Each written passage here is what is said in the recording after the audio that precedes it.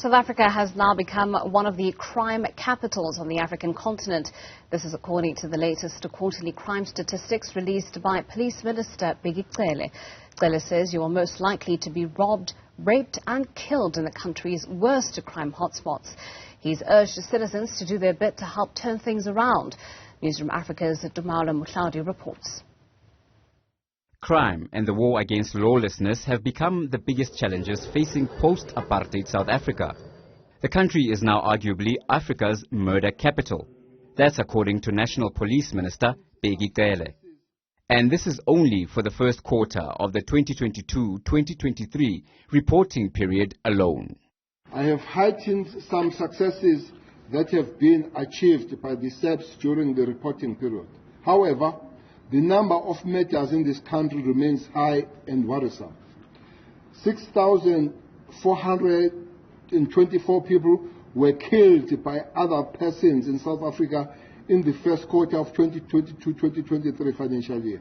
That shocking figure is up by nearly 10% compared to the previous reporting period. This is an increase of 664 more people murdered compared to the same period last year, when the country was placed under COVID-19 lockdown level 1 and 2. So, what is driving people within the nation's borders to kill one another? The three main causes of murders remain arguments and misunderstanding. Retaliation and revenge murders were second motive for murder, and vigilantism was the third most likely cause of murder in South Africa. And which are the most dangerous areas? The Umlazi Police Station in KwaZulu-Natal and Umtata Station in Eastern Cape registered their highest murder cases during this period. 221 murder cases were reported in those three areas combined.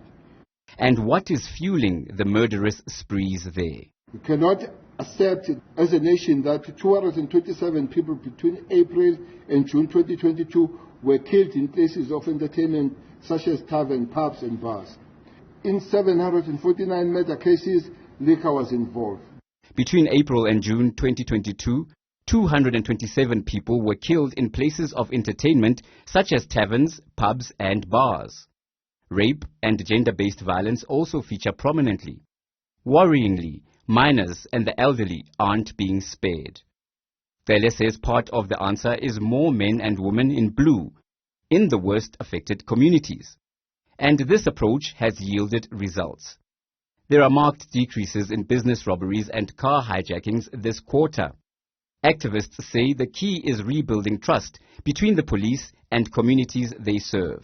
Until we change the numbers or until we reduce the scourge of abuse directed at women, then I can start standing with the men. But for now, I still say the numbers need to reduce and we need to do our bit as men and we need to be accountable of our actions. Still, Police Union Pop Crew says more recruits and better wages are also desperately needed if those successes are to be built upon. For Newzroom Afrika Channel 405, I'm Tumaole in Pretoria.